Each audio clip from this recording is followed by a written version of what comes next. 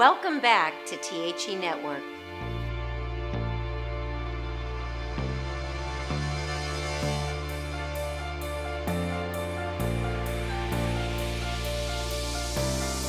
Hi, I'm Brian Oliver here at the David Rio Salon in Georgetown. Today I'm doing a bridal tutorial for you on our model here, Courtney. So, why don't we get started?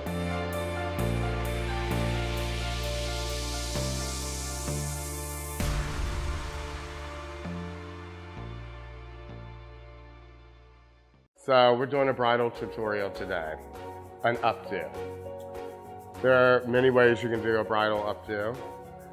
Personally, I like clean, neat, tidy. I like modern, but I don't like a lot of like tendrils and softness, but the client may.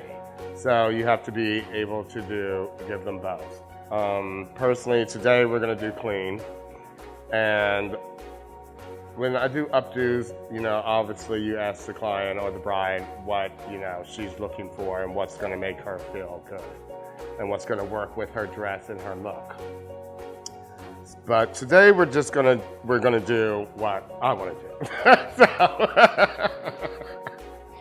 So we're gonna do a clean, neat, off-center updo, chignon, bun, whatever you wanna call it. I'll start by doing, you always want to give the hair some texture. If nothing more, especially fine hair. If it's fine, you want to give it some weight. If it's already thick, coarse, or textured hair, you don't really need to do that. But when it's fine, straight hair, it's always best, even if you're not going to use really the texture, to put that texture in it for body. So we're gonna start off by putting a bit of product in her hair. Actually, I'm gonna start with the blow powder, which is like basically a dry shampoo, which will just help to add volume, okay? Concentrating at the roots and the ends and the tops, the crown of the head, okay. After that, I like to use a bit of a curling iron to add some curl. Now, how much curl you add is up to you. Some people, want more curl. Others, like I said, like me, whether or not I want to use the curl or not, I'm going to put the texture in anyway just to add to the body. So I'm going to start by using a 1/4 inch curling iron to add a bit of texture in. Like I was saying before, you can diffuse the curl if you add too much texture. But you want to, I like to add a bit of curl and texture just for body and volume. So we're going to go taking, not small, not large, but in between sections. And just not perfect. It doesn't have to be perfect. It doesn't have to be technically perfect. You're just adding a bit of texture and volume into the hair. So you don't have to sit there and do, these perfectly measured off sections. You can just be, whatever you want.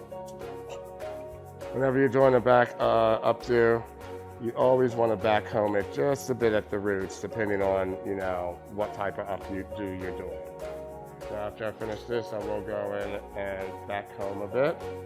The roots, just to get a little more lift there, and a base for the pins, especially on fine hair. You always need to have a base because those pins will slide right out.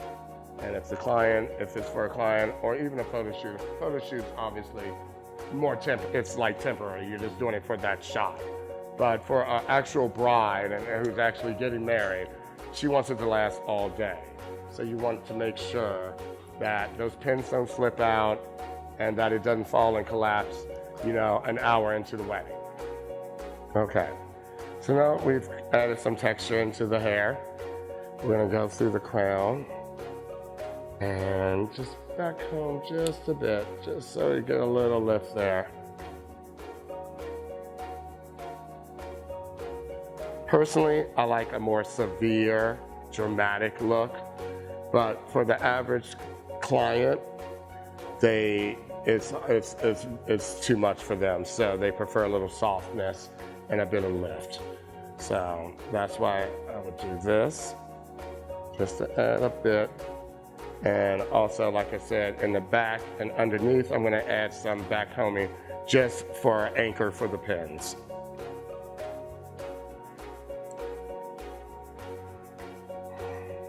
Now, for a chignon, a bun, or what have you, the best way to anchor it is to use a band. Now, I know a lot of people think, oh, well, it just looks like you're putting it in a ponytail. But in fact, you're not.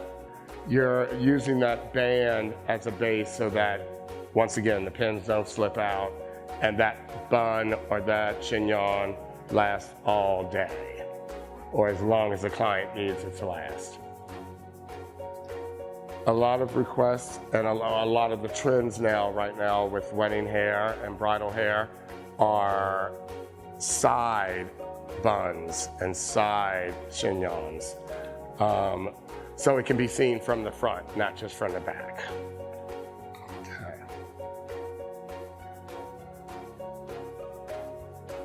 Smooth out that teasing. And you can even leave a bit of texture. It doesn't have to be perfectly smooth. You can leave a bit of texture there so that it has some lightness to it, so it's not so like done. And then for your bun, you could do anything as elaborate as, tiny, rolls of curls pinned in. Or you can do just like a braid and put that braid, take the braid the hair, and put it into a simple bun. It depends on how elaborate and how, big you want it to be. So like a simple braided chignon would be like that. But most clients want more. So you would take tiny sections of the ponytail, tease the rib, and just take small sections that you have curled already, so you don't have to go back and curl it again. And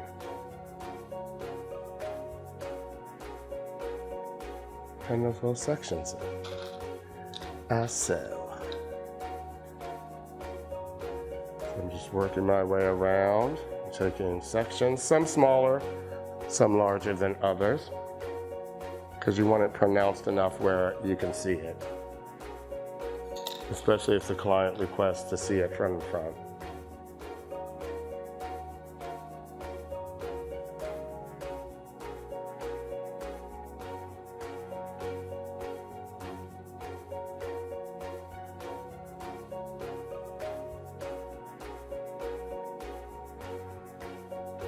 Okay, so now we've worked our way all the way around, and this is pretty much the finished product. But every client and every job, editorial or what have you, is different. Some clients want it messier. Some clients want it to look effortless and to have pieces coming out and to have that looseness and that modern part, youthful look of it. But a lot of clients want it polished. They want it to be perfect. They want every hair in place. They want every hair sprayed. They want the bun to be totally, finished and not a hair out of place. So that's, that just depends, like I said, on to you and the client. For today, for this, I like clean and then a bit messy, not too formal, especially on a girl or a woman of a certain age. You have to, obviously plan it accordingly. But for today, I thought I liked the clean and not too clean. Like this could have been a lot more, I could have it totally slicked and perfectly, but I wanted a little texture. I wanted a little looseness without having tendrils or pieces falling. You can do a light spray, but if it's pinned well and anchored well, you don't have to put a ton of spray on it. You just want to put a bit of spray, enough just to keep the edges down, to keep, the flyaways that you don't want popping up.